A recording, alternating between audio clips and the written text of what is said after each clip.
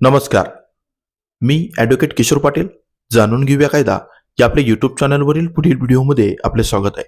मित्रांनो, आजच्या व्हिडिओमध्ये आपण रेस जुडिकाटा हा मामलेदार कायद्याखाली देखील लागू होतो का, किंवा एक प्रकरण जर अगोदरच डिसाईड झालं असेल तर तेच प्रकरण पुन्हा नवीन दाखल करता येतं का, या संदर्भातली सर्वात महत्त्वाची कायदेशीर माहिती आजच्या व्हिडिओतून आपण घेणार आहोत. हा व्हिडिओ समजून घेण्यासाठी तुम्हाला पूर्ण हा व्हिडिओ बघणं गरजेचं आहे, कारण व्हिडिओमध्ये मी अनेक अशा कायदेशीर आणि तांत्रिक मुद्द्यांना देखील हात घातलेला आहे. मित्रांनो, व्हिडिओला सुरुवात करण्या अगोदर तुम्ही जर आजपर्यंत आपलं चॅनल सबस्क्राईब केलं नसेल, किंवा तुम्ही जर आज पहिल्यांदा आपल्या चॅनलला भेट दिली असाल तर ते चॅनल आज रोजी लगेच सबस्क्राईब करा, जेणेकरून मी देत असलेली कोणतीही नवनवीन अपडेट हे तुम्हाला वेळोवेळी मिळत राहील. मित्रांनो, तुम्हाला माहीत असेल की मामलेदार कायद्याखालील वहिवाटीचे वाद, बांधांसंदर्भातले प्रश्न किंवा त्या स्वरूपाचे जर वाद असतील तर तुम्ही मामलेदार कायद्याखाली कलम 5 खाली मनाई हुकूम घेण्यासाठी तो अर्ज करतात. आणि जर तुमच्याकडे शेतरस्ताच नसेल तर 143 खाली तुम्ही महाराष्ट्र जमीन महसूल कायद्याचा आधार घेतात.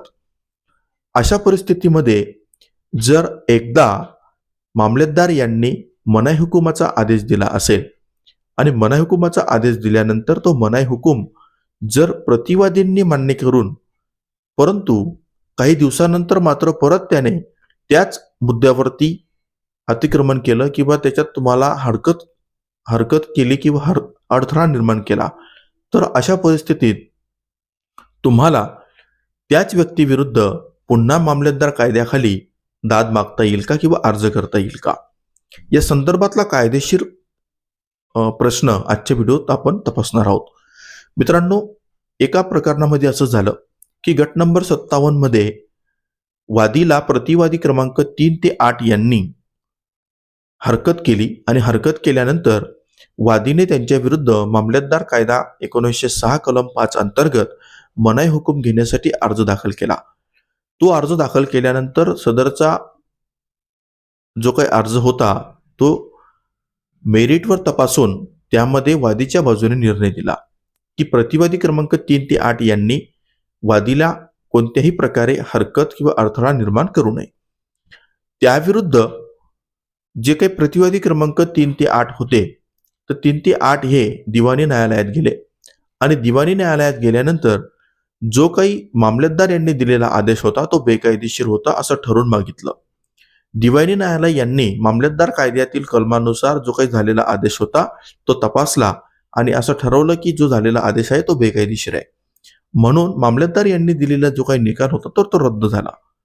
आता तो रद्द झाल्यानंतर त्या दिवाणी न्यायालयामध्ये त्यांनी पुन्हा एकदा अपील असं केलं की हा जो आदेश होता हा आदेश रद्द झाल्यानंतर त्यांनी पुन्हा, म्हणजे प्रतिवादी क्रमांक 3 ते 8 यांनी पुन्हा त्याला त्रास देण्यासाठी सुरुवात केली, म्हणजे गट नंबर 57 मध्ये जाण्या येण्यासाठी त्याला मज्जाव केला, हरकत केली, अडथळा निर्माण केला. आता पुन्हा तो वादी हा मामलेदार कायद्यातील कलम 5 खालीच पुन्हा गेला. त्यामध्ये मामलेदार यांनी पुन्हा त्या व्यक्तीला मनाई हुकुमाचा आदेश दिला की 3 ते 8 यांनी त्यांना मनाई हुकूम म्हणजे हरकत करू नये किंवा अडथळा निर्माण करू नये किंवा वादीला कोणत्याही प्रकारचा त्रास हा देऊ नये. आता त्याविरुद्ध प्रतिवादी क्रमांक 3 ते 8 यांनी अशी हरकत घेतली की हा जो आदेश आहे हा यांनी मामलेदार यांनी दिलेला होता आणि तो आदेश आता दिवाणी न्यायालयाने रद्द केलेला आहे, म्हणून पुन्हा या वादीला याच कायद्याखाली, याच कलमाखाली, याच मुद्द्यावरती अर्ज हा दाखल करता येत नाही, म्हणून तो फेटाळण्यात यावा. त्याविरुद्ध जो काही वादी होता तर तो SDO यांच्याकडे गेला आणि SDOनी असं सांगितलं की सदरचं प्रकरण हे मेरिटवर तपासल्याशिवाय कायदेशीर आहे की बेकायदेशीर आहे हे सांगता येणार नाही, म्हणून ते प्रकरण त्यांनी रिमांड केलं. आता या विरोधात हे काही प्रतिवादी 3 ते 8 होते, यांनी उच्च न्यायालयामध्ये धाव घेतली आणि त्याच्यात सांगितलं की जो काही मामलेदार यांच्याकडे दाखल झालेला दुसरा अर्ज आहे तर याला रेस जुडिकाटा याची कायदेशीर बाधा येते आणि ती बाधा येत असल्यामुळे सदरचा अर्ज चालवण्याचा अधिकार आणि हक्क हा मामलेदार यांना नाही आणि तशा स्वरूपाचा अर्ज दाखल करण्याचा हक्क आणि अधिकार हा वादी यांना देखील नाही. परंतु या प्रकरणामध्ये न्यायालयासमोर जेव्हा बाबी या तपासल्या गेल्या तेव्हा न्यायालयाच्या अशा निदर्शनास आले की जो काही आदेश दिलेला होता तो आदेश हा कायदेशीर होता किंवा नाही होता याच्यावर आधारित होता. म्हणजे दिवाणी न्यायालय यांनी जो काही निर्णय दिला होता तो मेरिटवर तपासून झालेला आदेश हा कायदेशीर आहे किंवा बेकायदेशीर आहे हे तपासण्यासाठी होता. आणि तो जरी रद्द झाला असला तरी सदरचं प्रकरण हे जे नवीन दाखल करण्यात आलं तर ते mix question of fact and mix question of law यावर आधारित असल्यामुळे सदरचं प्रकरण हे प्रथम दर्शनी फेटाळणं कायदेशीर होत नाही. याचा अर्थ काय की माननीय मुंबई उच्च न्यायालय यांनी असं ठरवलं की रेट ज्युडिकेटाची बाधा मामलेदार कायद्यामध्ये घेता येत नाही, कारण की 7-11 याप्रमाणे जे काही रिजेक्शन ऑफ प्लेंटचा अर्ज आहे तर त्यामध्ये रेट ज्युडिकेटा हा मुद्दा उपस्थित करता येत नाही. कारण मामलेदार कायद्यामध्ये दिवाणी कायद्यामध्ये दिवाणी प्रक्रिया संहिता यामध्ये प्लेंट जर तुमचा दावा जर तुमचा रद्द करायचा असेल तर आदेश 7 आणि नियम 11 यामध्ये जे काही दिलेले ग्राउंड्स आहेत त्याचा विचार करता येतो. परंतु मामलेदार कायद्यामध्ये रेट ज्युडिकेटा या संदर्भातली कोणतीही कायदेशीर तरतूद नसल्यामुळे या रेट ज्युडिकेटाची बाधा या मामलेदार कायद्यामध्ये लागू होत नाही.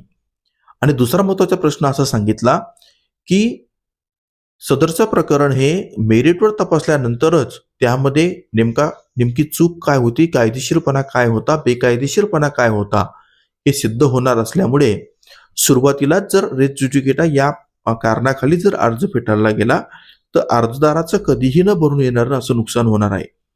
त्यामुळे हा निर्णय संपूर्ण शेतकऱ्यांना, महाराष्ट्रातील सर्व शेतकऱ्यांना माहीत असणं गरजेचं आहे.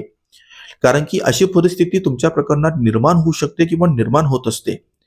कारण बरेच लोक हे महसूल अधिकाऱ्यांवर विसंबून न राहता ते थेट दिवाणी न्यायालयात जातात आणि दिवाणी न्यायालयामध्ये गेल्यानंतर जे काही प्रकरणाची गुणवत्ता असते ती तपासली जाते आणि जर ती तपासणी करत असताना जर तो निकाल हा बेकायदेशीररित्या दिला गेला असेल तर तो संपूर्ण आदेश हा रद्द केला जातो. परंतु तो आदेश रद्द झाल्यानंतर काही लोक किंवा प्रतिवादी हे पुन्हा त्या व्यक्तीला हरकत तयार करतात आणि मग या व्यक्तीला त्या कायद्याखाली जाण्याशिवाय कोणताही पर्याय राहत नाही. आणि अशा परिस्थितीत जर रेट ज्युडिकेटाची बाधा निर्माण झाली आणि जर हा मुद्दा उपस्थित करून जर त्या व्यक्तीला तिथून हाकलून लावण्यात आलं किंवा त्याचा अर्ज जर रद्द करण्यात आला तर मात्र त्याला न्यायापासून वंचित राहावं लागू शकतं. तर त्याला न्यायापासून वंचित राहता येऊ नये हा उद्देश डोळ्यासमोर ठेवून त्यांना कशा पद्धतीने त्याच्या अर्जामध्ये बचाव घेता येईल, कायदेशीरपणा सिद्ध करता येईल या संदर्भातली संपूर्ण कायदेशीर माहिती आजच्या व्हिडिओतून आपण घेतली. मित्रांनो, आजचा व्हिडिओ तुम्हाला कसा वाटला ते जरूर कळवा. तुम्हाला जर हा व्हिडिओ आवडला असेल तर याला जास्तीत जास्त लोकांपर्यंत शेअर करा आणि तुमचे जर काही वैयक्तिक कायदेशीर प्रश्न असतील तर ते तुम्ही मला आपल्या डिस्क्रिप्शन बॉक्समध्ये दिलेल्या संपर्क नंबरवर संपर्क करून सशुल्क सल्ला देखील घेऊ शकतात. धन्यवाद.